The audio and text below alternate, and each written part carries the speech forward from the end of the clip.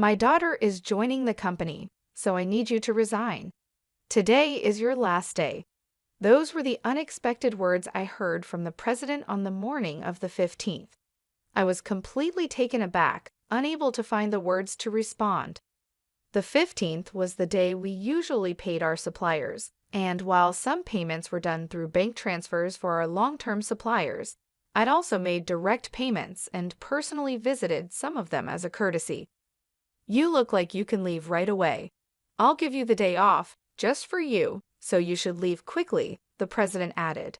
He practically pushed me out of the office, and the door closed with a sharp snap right in front of me. I stood there in shock, not knowing where to begin or how to argue my case. "My name is Julie. I joined this family-owned paving company straight out of high school and have worked here as a clerical worker for 11 years until just now." The company had around 35 employees, and when the current chairman was still the president, the workplace atmosphere was wonderful. It was a comfortable place to work. The chairman, now retired, used to closely collaborate with the younger employees, and his wife, Olivia, would come in daily to assist with various tasks until he was hospitalized. Their daughter, Maria, was skilled in both fieldwork and office tasks, and her husband was the site manager, respected and trusted by all the on-site employees. Even though they were the founding family, they never acted superior or looked down on us employees. It would have been wonderful if this enjoyable and smooth-running company life had continued, but reality had other plans. Unfortunately, at the end of last year, the chairman was diagnosed with cancer during the company's group medical examination. Due to his health condition, he decided to retire as president and appointed Maria's husband, the site manager, as the next president. Both the employees and I fully supported this decision. We all agreed that the chairman should focus on his treatment, and we wished him a long and healthy life. However, things took an unexpected turn when the chairman's eldest son, Adam, suddenly showed up with his family. I had no idea where he had heard the news, but it turns out the chairman had another child besides Maria. This other child was Adam, who had been disowned about 27 years ago, and I had never known anything about it. According to the senior employees, Adam had been quite a troublemaker in his youth. He frequently got into trouble with the police, and every time something happened, the chairman and his wife, Olivia, would have to go and apologize for his behavior. After dropping out of high school, Adam got involved in multi-level marketing schemes and fraudulent activities, which eventually led the chairman to make the difficult decision to disown him. Despite being estranged from the family for a long time, Adam suddenly reappeared one day, pleading with his father, "Dad, I've realized my mistakes. Please forgive me." I was stunned to witness this unfold in our small company, where the president's office and the clerical room were essentially the same space. Adam expressed a strong desire to reconcile with his father and to work in the company, but given his troubled past, it was hard for anyone to believe in his sincerity. The chairman, deeply moved by Adam's plea, apologized to everyone in the company and asked, "I know about Adam's past, but I ask you to give him another chance." Maria and the senior employees, who were well aware of Adam's history of trouble, couldn't fully embrace the idea, but they also couldn't turn down the chairman's heartfelt request. So Adam and his family moved into the annex of the chairman's house. Adam became an employee of the company, and his wife took on household duties. I only saw their daughter once when she visited the company. She seemed to be a college student. The chairman truly believed that Adam had changed for the better after facing many hardships in life. Olivia was overjoyed to have her son back and often talked about how they would rebuild the company together as a family. However, problems soon began to surface. Adam insisted, "I'm the eldest son, so I should be the next president," which created tension between him, Maria, and the site manager. Although Adam tried to appear hardworking in front of the chairman, the truth was that he did very little. He frequently made demeaning remarks like, "Physical labor is for the workers," and "You're all just worker ants. Work silently." Naturally, his attitude made him very unpopular among the employees. Some of the younger workers even went directly to the chairman, saying, "I can't work under these conditions." Despite this, both the chairman and Olivia pleaded with everyone, saying, "We will talk to Adam about this. Please try to see the bigger picture." Unfortunately, due to stress or other reasons, the chairman's cancer suddenly worsened, and he was hospitalized 5 months ago. During this time, Adam made a bold declaration. "I am the president," Adam declared, despite many employees advising the chairman and Olivia to stick with their original plan of appointing the site manager as president. However, in the end, they chose Adam, their biological son, over their daughter's husband. This decision stirred up quite a bit of grumbling among the employees, who felt the chairman and Olivia were either blinded by parental love or losing their sharp judgment as they aged. The once harmonious atmosphere of the company became tense and uncomfortable. Tensions were high, and it was clear that the decision had caused a rift. Maria and the site manager, her husband, began working behind the scenes to keep the company running smoothly. This left me handling all the administrative tasks alone, a job that was once shared among Olivia, Maria, and me. Now, I often found myself working overtime, sometimes leaving so late that the date had already changed by the time I got home. Meanwhile, Adam seemed to have no interest in the responsibilities of running the company. He treated administrative duties as if they were effortless, spending his days at hostess bars, betting on horses, or gambling. My relationship with Adam, the new president, took a serious downturn over an issue with expenses. Adam had been using the company's credit card for personal dining and entertainment, and while I had overlooked it to some extent, this time the expense crossed a line. With apprehension, I handed the receipt back to him. "I can't approve this expense," I told him. "What? Why not?" he demanded. "This is for your wife's corrective underwear. It's not related to business, so it can't be expensed," I explained, trying to remain calm. Adam's face flushed with anger. "Don't challenge me. She's the president's wife. It's natural for her to dress well. This is a valid expense," he insisted. "No, that's not how it works. Your wife's underwear can't be considered a business expense," I stammered, struggling to comprehend how the president could justify a $7,000 expense for his wife's corrective underwear. His next suggestion left me even more bewildered. "Then let's turn selling corrective underwear into our new business venture. We'll categorize it as inventory, so it counts as an expense," Adam said, seeming pleased with his idea. I was at a loss for words.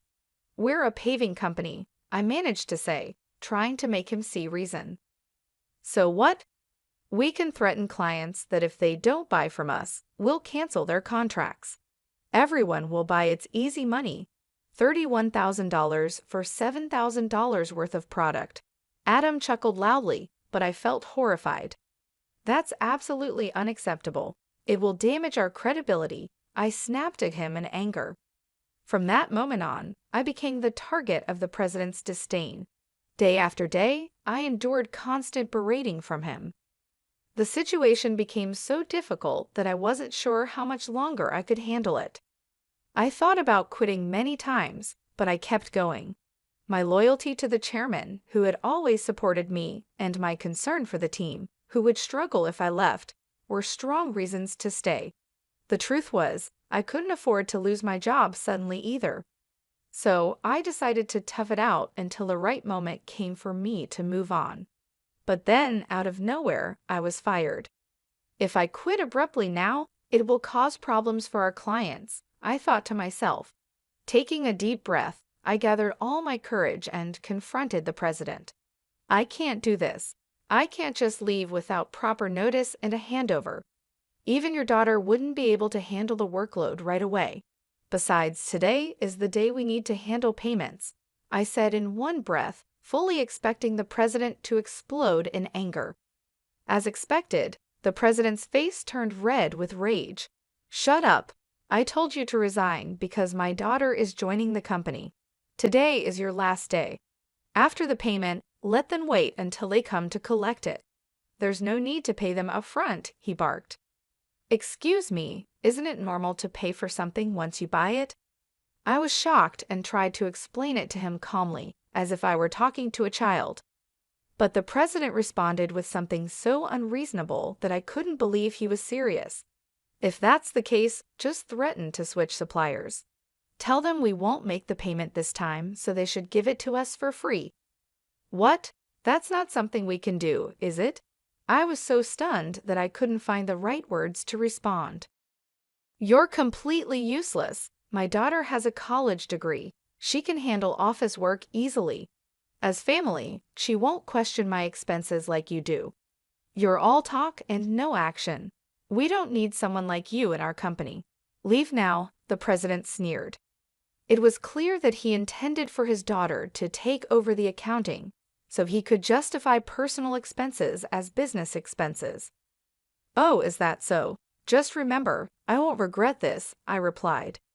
I realized that words were useless at this point, and my patience had worn thin. I quickly gathered my belongings and left the company. Feeling sorry for our clients, I called Maria. Even though I knew Olivia and Maria were busy taking care of the chairman, this was urgent. I explained everything to her and trusted Maria to handle the situation. Once I left the company, I suddenly found myself with nothing to do. Being fired without notice clearly violated labor standards laws. I decided to report this situation to the Labor Standards Office. I knew the company could get into serious trouble because we were part of the middle company payment system. This system supports small and medium-sized businesses that can't always afford to pay severance on their own. By using this system, I could claim my severance pay and 1 month's salary. There wasn't a rush, though, because I had up to 6 years from my retirement date to apply, and the Labor Standards Office had a 4-year statute of limitations.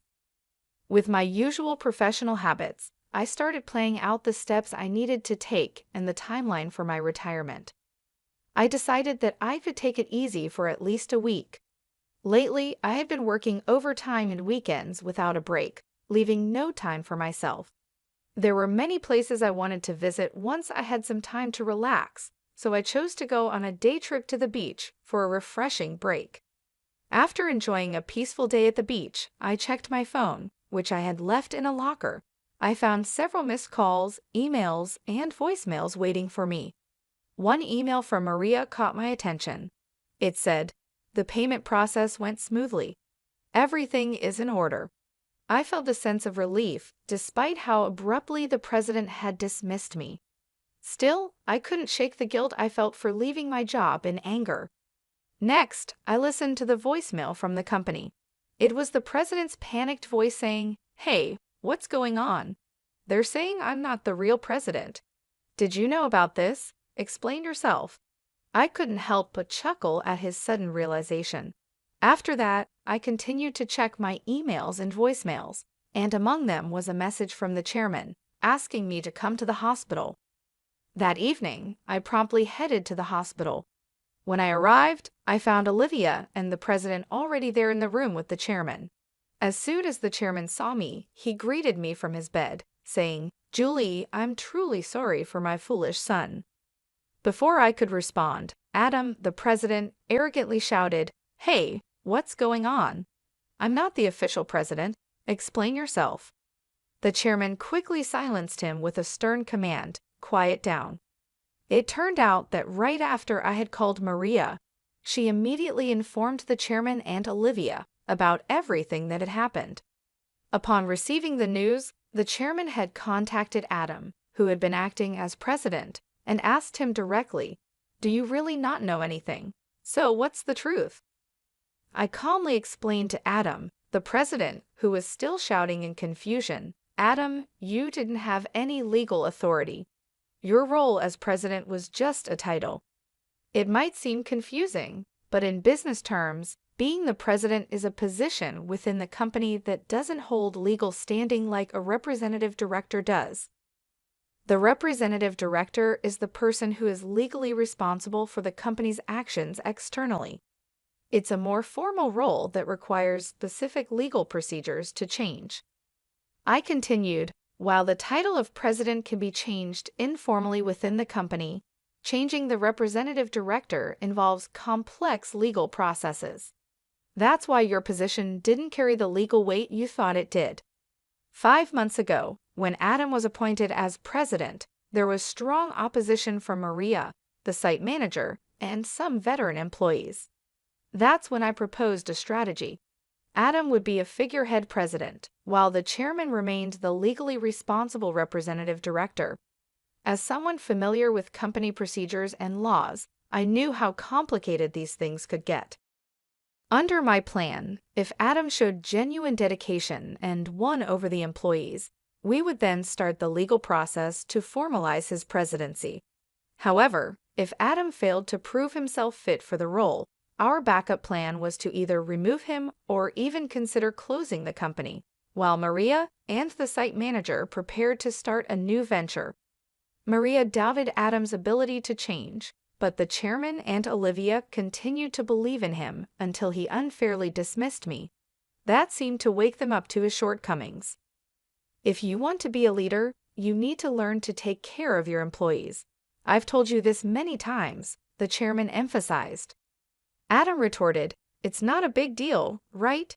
Can't we just handle the procedures now?" "No, it's not possible," the chairman explained. "Our company offers stocks to employees who want them, and many of them own shares. Julie owns 20%, making her a major shareholder. We can't ignore her views, and other shareholders won't support you either." As the reality of the situation started to sink in, Adam's face paled. "What? I don't have any shares." "None?" he stammered. "I plan to pass on my shares to you once you proved yourself as president. But I'm deeply disappointed in you. Were you only interested in my wealth, thinking I didn't have much time left?" the chairman said, slumping in despair. Olivia remained silent, visibly upset. Defiantly, Adam responded, "Well, I'm the eldest son.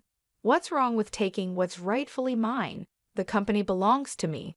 "I can't forgive you anymore," I said firmly. The chairman bears full responsibility as the representative director of this company. Moreover, as a shareholder, I have the right to call for a shareholders' meeting and propose your removal. I made my stance clear. The president's face drained of color as he realized the seriousness of the situation. "You mean I could be fired?" he stammered. "Adam, you were just a clerk," I replied. "Julie is right. At this point, no one will support you," Olivia interjected, her voice full of concern. She then turned to me, "Julie, I owe you a sincere apology. I regret the trouble caused because of my love for my son. Please tell me what you'd like to do."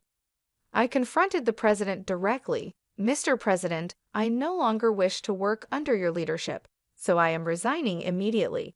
However, I expect to receive my severance pay along with 1 month's salary, including unpaid overtime and holiday pay. As a shareholder, I will also take action through the Labor Standards Office to remove anyone who is harmful to the company." As I spoke calmly, I noticed the president's complexion shift from pale to completely white. I continued, informing them that Maria had been actively visiting clients and successfully promoting our new company. Many clients had already decided to switch from our current company to the new one, and most of our employees were planning to follow suit. "That's impossible. I'll sue you," the president threatened, his voice cracking with desperation. But before he could say anything more, the chairman intervened firmly, cutting him off. "I am the representative director. You have no such authority," the chairman declared firmly. The president collapsed to his knees, and I felt a mix of emotions: regret, disappointment, and a strange sense of closure. "Mr. President, it's unfortunate that things had to end this way. If you had changed your approach when you returned, things might have turned out differently. There were plenty of opportunities for understanding if you had made an effort to learn and adapt," I said, trying to convey the missed chances. Ultimately, it was the president who squandered those opportunities, a classic case of reaping what you sow. In the aftermath, the chairman made the difficult decision to shut down the company, leaving Adam unemployed. The president's wife tried to sell the corrective underwear, but her efforts didn't succeed. They faced legal issues due to their aggressive sales tactics and were eventually arrested for their involvement in a pyramid scheme. When Maria returned to her parents' home, she found boxes of unsold underwear left behind. As for their daughter, she found employment elsewhere, although I'm not sure where exactly. As for me, I'm now happily working at the new company started by Maria and the site manager. I cherish the relationships I've built with others and strive to live authentically each day. Life has moved on, and so have I, with a renewed sense of purpose and fulfillment.